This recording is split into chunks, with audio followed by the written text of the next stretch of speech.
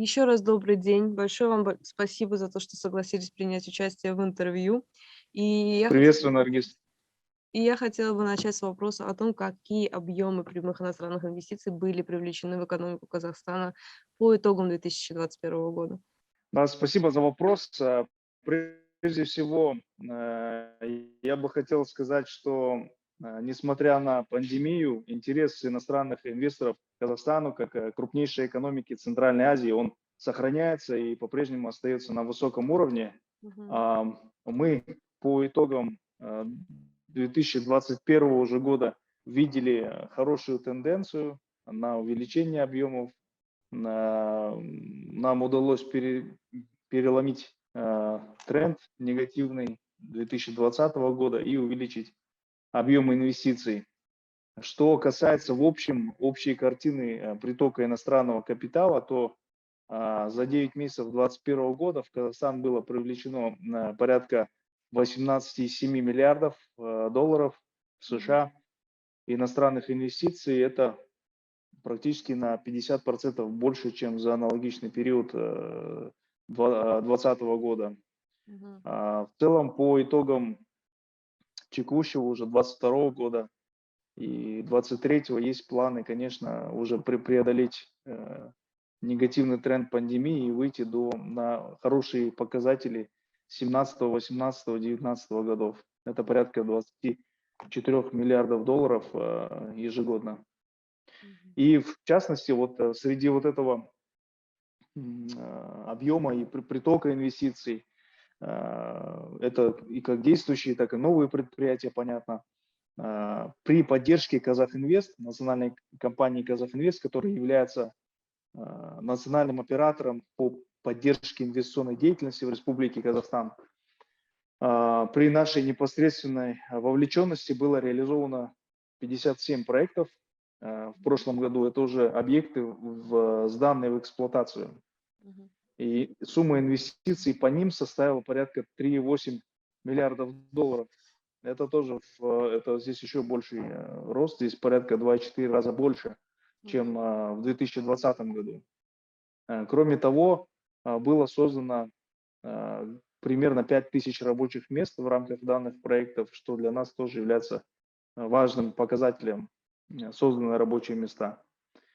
В целом, основные страны-инвесторы остались те же самые. Это Соединенные Штаты Америки, Швейцария, Нидерланды, а также многие другие. И в целом по макроэкономической ситуации также хотел отметить, что а, в Казахстане, как и в Азербайджане по итогам 2020 года, даже пандемийного, да, не настолько был драматичный спад ВВП, спад экономики, как во многих других странах, даже развитых. То есть Мгм. нам удалось удержаться. Я хотела у вас вот уточнить по первому вопросу касательно в какие Мгм. сектора экономики в основном поступают инвестиции и как эти сектора экономики, может быть, изменились после времени пандемии Мгм. до и после? В целом, как вы знаете, структура экономики Казахстана э, где-то сходна со структурой экономики Азербайджана в чем-то.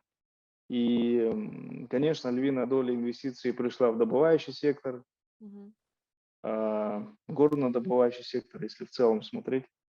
Вместе с тем, конечно, по итогам пандемии структура инвестиций или структура притока ПИ в экономику изменилась не так сильно, не так драматично, но есть общий тренд на увеличение доли перерабатывающих производств. Мгм. И если мы берем глобально, если мы берем 90-е годы, 2000-е годы и современное время, последние несколько лет, мы видим растущий интерес инвесторов иностранных в перерабатывающем секторе. Я говорю про пищевую промышленность, Мгм. я говорю про нефть и газохимию, я говорю про химическую промышленность и многие другие сектора, такие как машиностроительная отрасль и так далее. транспортно-логистическая отрасль. То есть в целом у государства есть четкое понимание в необходимости диверсификации экономики и, в принципе, вот этот тренд, который еще до пандемии наметился, он продолжается. Хотела бы я также уточнить касательно инвестиций из Азербайджана. Была ли динамика на фоне пандемии и других внешнеэкономических факторов? Как они изменились за прошедшее время? В целом, если обратиться к статистике, Мгм. то с 2005 года азербайджанские компании вложили в экономику Казахстана порядка 610 миллионов долларов по информации казахстанской официальной статистики. Конечно, в плане инвестиционной активности мы наблюдали спад во время пандемии, но на текущий момент наметился положительный тренд. Мгм. В целом в стране функционирует порядка 500 компаний с азербайджанским капиталом. Они работают в сфере строительства, в перерабатывающем секторе, в торговле, в логистике и многих других секторах. Если говорить о совместных проектах, крупные такие значимые проекты, то можно упомянуть это Бакинский зерновой терминал, это казахстанское азербайджанское предприятие Мгм. для приема и перевалки казахстанского зерна, объект. Также логистический центр в СЭЗ, специальной экономической зоны, морской порт Актау. Завод по производству арматуры также можно упомянуть. Также ряд проектов в нефтегазовой отрасли. Мгм. Несмотря на то, что Азербайджан не является одним из ведущих инвесторов в экономику Казахстана, у нас огромное количество связующих факторов, которые могут стать драйверами для привлечения инвестиций.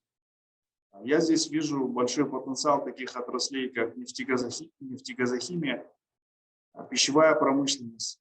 Особенно мы хотим отметить, что это транспортная инфраструктура. Ввиду того, что у нас имеется очень хорошее расположение, мы соседи по Каспию, вместе с тем и братская страна, в то же время товарооборот растет очень динамично. По итогам прошлого года он составил где-то треть миллиарда долларов. И это в 3 раза больше, чем по итогам 2020 года. Понятно, что был спад, но тем не менее это намного выше, чем даже в 2019 году, в 2019-2018. Поэтому положительный тренд есть. Я еще хотел бы здесь сказать по общему рынку, нашим общим интересам. Это рынок в целом, глобальные инвесторы рассматривают рынок Центральной Азии и Южного Кавказа как один регион, и принимая инвестиционные решения, очень важно, чтобы этот регион был инвестиционно привлекательным в целом. И это очень важно для нас.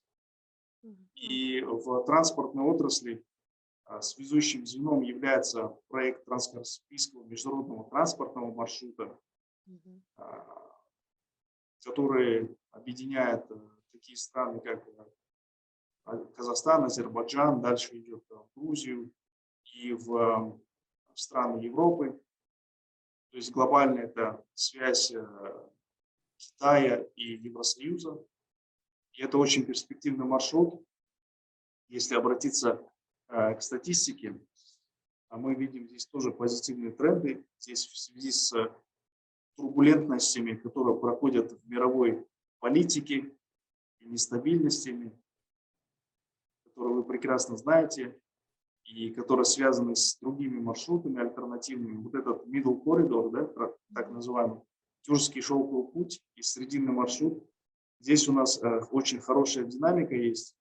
Значит, по итогам с момента создания в целом по сегодняшний день по данному маршруту перевезено в общей сложности 4,4 миллионов тонн груза, свыше 4,4 миллионов тонн груза. Это порядка 96,3 тысячи контейнеров в 20-футном эквиваленте.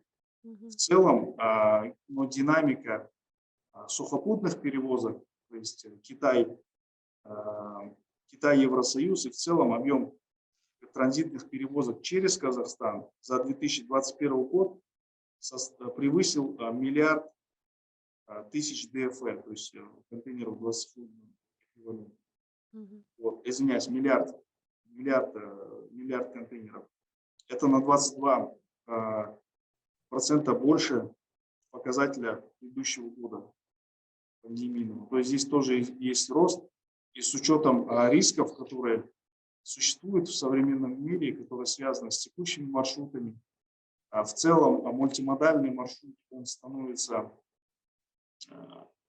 дешевле с развитием современных технологий, в том числе цифровых технологий, он становится в целом дешевле, и все больше грузов идут не морским путем Мгм. из Азии в Европу и далее, а идут сухопутным путем через наш регион. Мгм. И внутри этого глобального движения грузов наш сухопутный маршрут через Каспийское море, он приобретает еще большую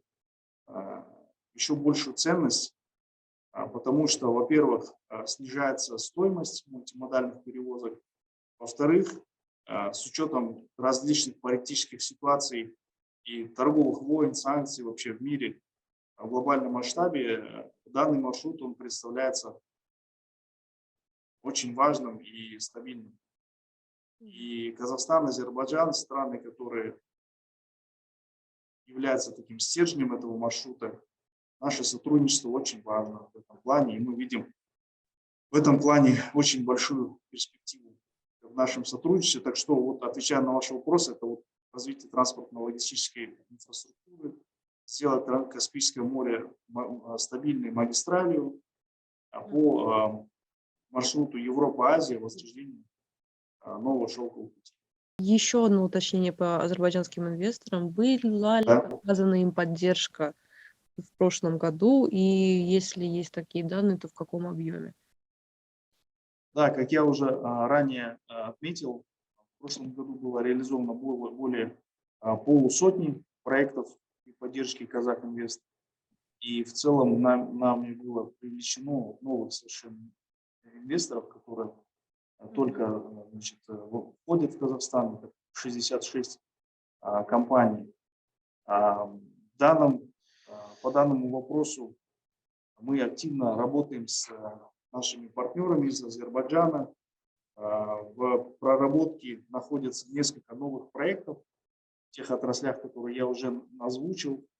По нашему таргету, который Казахинвест наметил в рамках страновой инвестиционной программы и двустороннего сотрудничества с Азербайджанской республикой, у нас таргетируется порядка 30 компаний, с которыми мы хотим работать, с рядом компаний, которые мы уже являемся партнерами. Также хотел бы отметить здесь вовлеченность активную нашего посольства в Азербайджанской республике и наших партнеров и товарищей. Это Азпрома, это азербайджанское агентство «Наше визави». Занимается привлечением инвестиций. Естественно, у нас установлено тесное партнерство. Здесь я бы хотел обратиться в данной связи к азербайджанским инвесторам, потому что в прошлом и позапрошлом году активность была не столь высокой. Мы уже в основном поддерживали текущие проекты, которые я уже назвал. Но сейчас открывается очень хорошая возможность по сотрудничеству в нефтегазохимической, пищевой промышленности, в транспортно-логистической отрасли с азербайджанским бизнесом. И мы очень заинтересованы во взаимном сотрудничестве с компаниями Азербайджана и Казахинвест как единое окно в целом doing бизнес в Казахстане. Мы готовы дальше расширять сотрудничество и работать с азербайджанскими компаниями, оказывать поддержку по принципу одного окна. Что касается в целом инвестиционной политики Казахстана, Президент страны неоднократно указывал замечания на то, что необходимо внести изменения в эту политику. И, насколько я знаю, сейчас разрабатывается и на стадии принятия находится новая инвестиционная политика. Каковы ее основные акценты на будущее? Да, как вы совершенно справедливо отметили, в данный момент правительством ведется разработка новой концепции инвестиционной политики, которая будет соответствовать вызовам современного момента. Она идет в целом в фарватере экономических преобразований, которые сейчас идут в стране. Вот с начала этого года они получили новое развитие в целом данные вопросы, и у международного инвестсообщества в целом сформировалось ожидание в отношении реформ, которые будут проведены в Казахстане в данной сфере.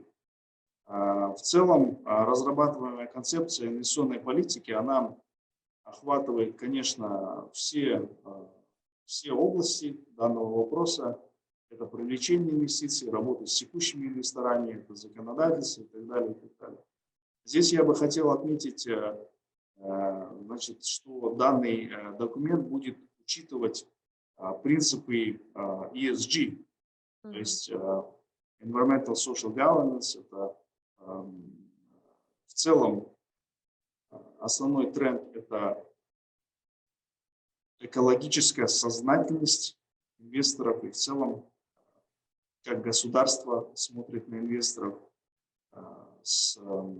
через призму решения экологических проблем, через создание экологически эко-френдли производств в Казахстане, и также социальная ответственность бизнеса. Это очень важно.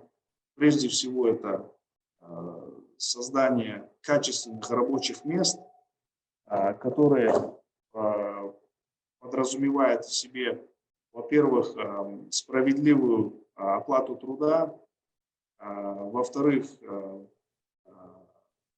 безопасные рабочие места на всех производствах и, конечно же, учет необходимости постоянного повышения компетенции местных кадров. В общем говоря, это обучение, непрерывное обучение сотрудников. Вот эти все моменты важны для казахстанского государства, и создание рабочих мест, новых рабочих мест – это один из основных показателей, который сейчас является в приоритете государства. Также хотел бы отметить, что запускается новый инвестиционный цикл, который еще раз подчеркивает важность приоритетных именно отраслей в экономике, таких как возобновляемая энергетика, таких как различные отрасли перерабатывающего сектора, и в целом диверсификация экономики и разгосударствление, то есть приватизация. В Казахстане, кстати, будет проведена серьезная приватизация государственных активов. Это в том числе активы фонда Самрук-Казына, фонда национального благосостояния. Спасибо большое за предоставление возможности обсуждения этой важной темы. От имени агентства я бы хотела еще раз вас поблагодарить за сегодняшнюю нашу беседу. Большое спасибо, Наргиз, за данную беседу. В целом, я бы хотел отметить, что Азербайджан для нас очень близкая страна, не только соседи по Каспию. Мы имеем общее тюркское происхождение, и даже значит, родство культуры, языка, наших взглядов на мир.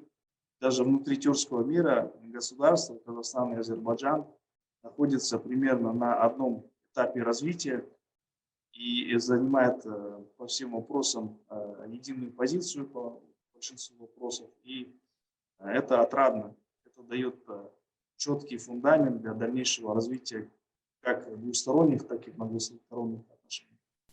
Благодарю вас. Спасибо.